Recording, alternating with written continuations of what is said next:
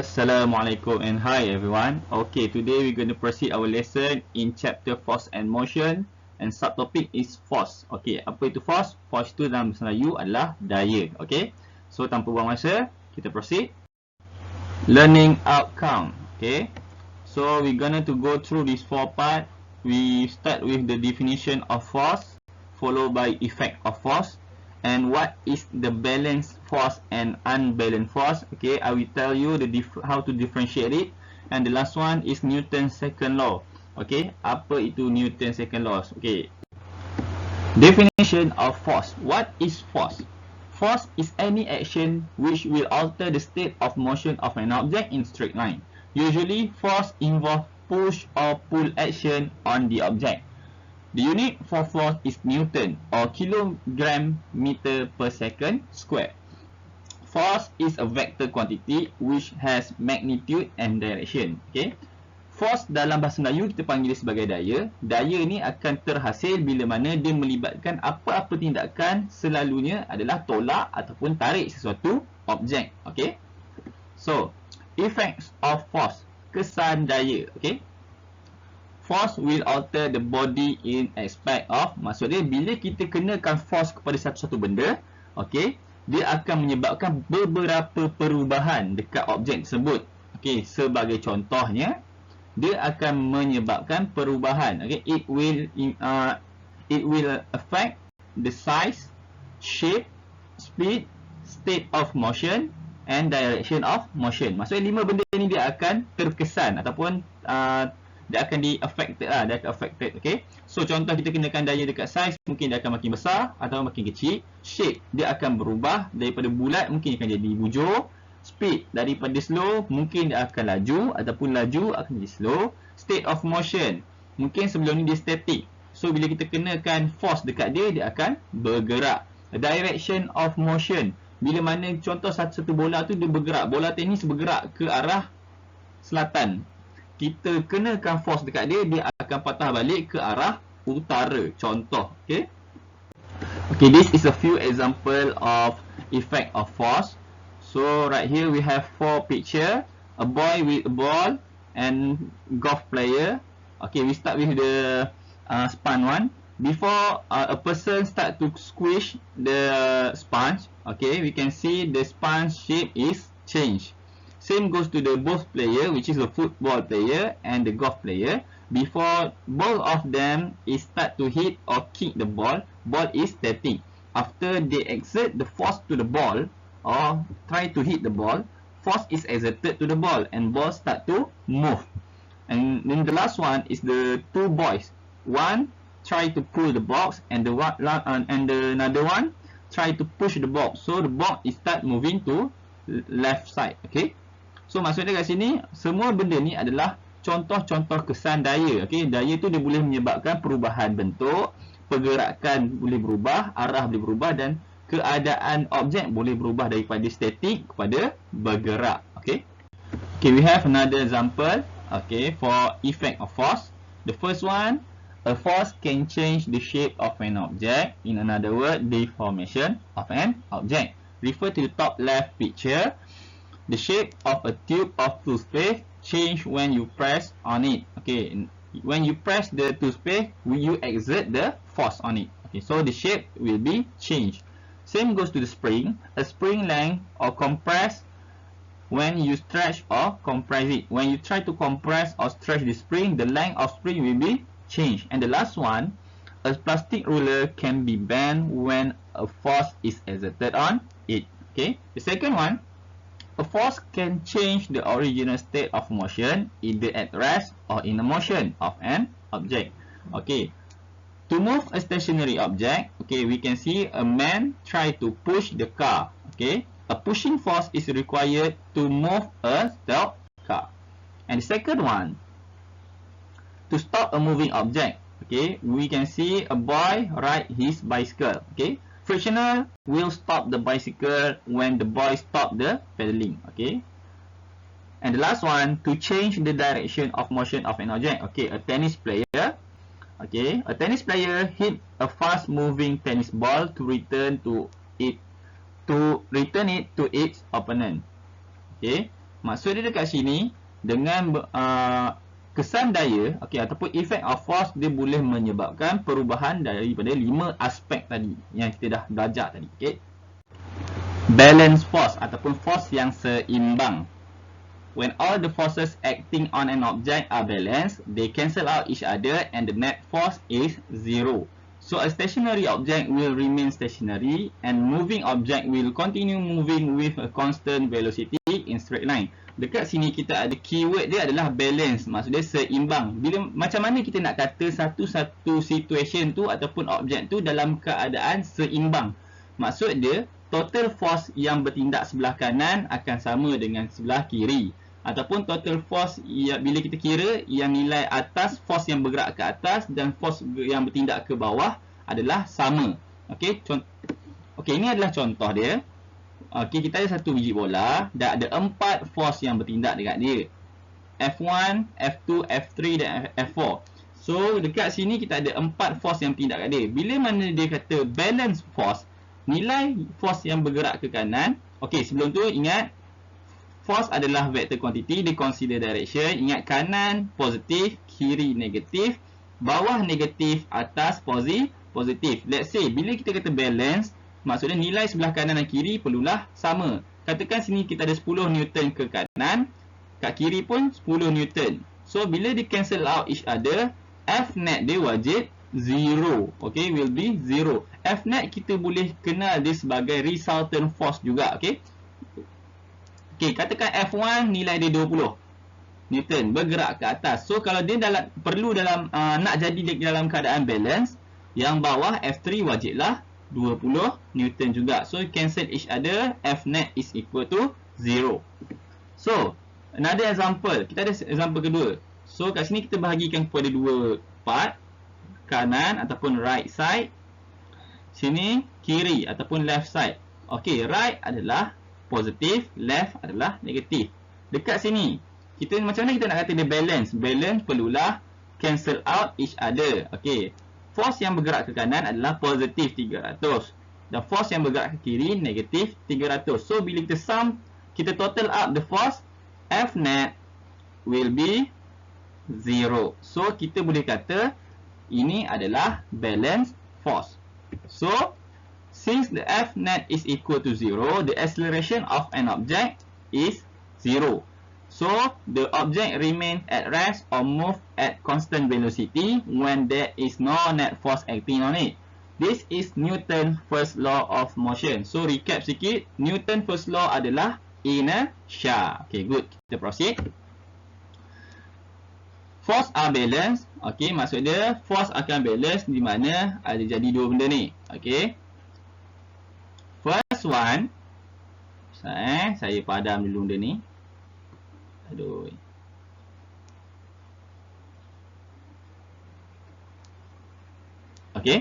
Force are balanced when an object at rest. Maksud dia dekat sini kita boleh kata force tu dia dalam keadaan balance bila mana satu objek yang statik dia akan kekal statik. Ataupun ada yang kedua, contoh kedua, objek yang bergerak pada satu kelajuan. Contoh, kita ada objek yang bergerak daripada, bola ni bergerak dari point A ke point B. Katakanlah 100 meter. So katakan dia bergerak dengan kelajuan dia ataupun velocity dia 4 meter per second. So sepanjang pergerakan dia dari titik A ke titik B, velocity dia haruslah sama. So bila velocity dia tak ada perubahan, kita boleh katakan dia dalam keadaan balance. Sebab tu dia kata acceleration is 0. Tu je. Unbalanced force, force yang tak seimbang, dia adalah berlawanan dengan balanced force. So when the forces acting on an object are not balanced, there will be a net force acting on it. This net force is known as the unbalanced force or the resultant force. So unbalanced forces cause a stationary object to move or moving object to accelerate. So right here we have 4 example of unbalanced force. Ingat cara dia nak kira, kita try to total up the forces. So kat sini kita ada dua force, force yang ke arah kanan dan force yang ke arah kiri, right side and left side. So F net equal to Katakan negatif 50 Newton tambah positif 30 Newton. So, F net dia adalah negatif 20 Newton. Negative sign indicate the force is moving at left side. Okay. Sama juga dengan kes burung ni. Okay, force yang bergerak ke bawah dan ke atas. So, F net dia adalah force yang bergerak ke bawah negatif 25 Newton tambah 16 Newton. So, dia akan bergerak negatif 9 Newton. Maksudnya negative sign moving downward. Sama juga dengan case trolley dan case rocket. Okay. Newton's second law. Newton's second law of motion states that the rate of change of momentum is directly proportional to the resultant force and in the same direction as the force. When an object of mass m is applied with force F, there will be changes in velocity. That means an object starts to accelerate. Okay. So this is the formula of Newton's second law. F equal to ma, where F is the net force. Okay. M is the mass of an object. A is acceleration. Please remember the unit for force is kilogram meter per second square, or you can use the Newton.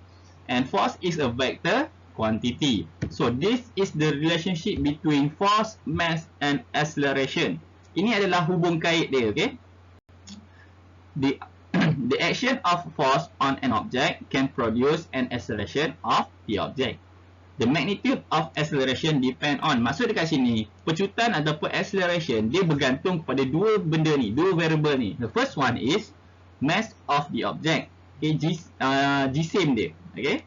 Yang kedua adalah magnitude of force applied to the object. Okay, force, magnitude of force. Okay, this is a table of relationship between all the variable. Okay. Okay, kita ambil yang first punya, yang dekat sini. Okay, yang dekat sini. Okay, yang first punya ni. Let's say dalam situasi yang pertama kita letak mass sebagai constant, maksudnya mass sama. Okay, first try kita kenakan height force dekat objek tu. Contohlah kat sini saya letak bola. Ada bola, mass dia 5 kilo. Okay, first attempt saya kenakan force yang tinggi dekat dia. So, acceleration pun akan tinggi. Okay. The higher force exerted, the higher acceleration. Contoh saya tukar sini jadi low. Okay. So the lower force exerted on a ball, so the lower acceleration. Okay. Okay, second situation dekat sini. Let's say saya letak force yang fix ataupun constant. Okay. Saya tolak 2 biji bola. Satu ni 5 Newton. Sorry. Bukan 5 Newton. Okay. Satu 5 kilogram. Satu lagi 10 kilogram. Kedua-dua ni saya tolak dengan 1 Newton. Okay. So yang fix sekarang ni adalah force apply. Okay. Yang berbeza sekarang adalah mass. Okay. Yang akan effect dia adalah acceleration. So tengok kat sini. The bigger mass. Okay. The lower acceleration. Maksudnya kat sini, bila kita push dengan force yang sama, objek yang berat, okay, yang jisim dia, yang mass dia tinggi, acceleration dia rendah. Acceleration dia akan rendah. Tapi objek yang mass dia rendah, acceleration dia akan tinggi. Okay, sini mass dia rendah, sini mass dia tinggi. So dia akan affect acceleration. Okay, ini adalah hubung kait dia. Okay.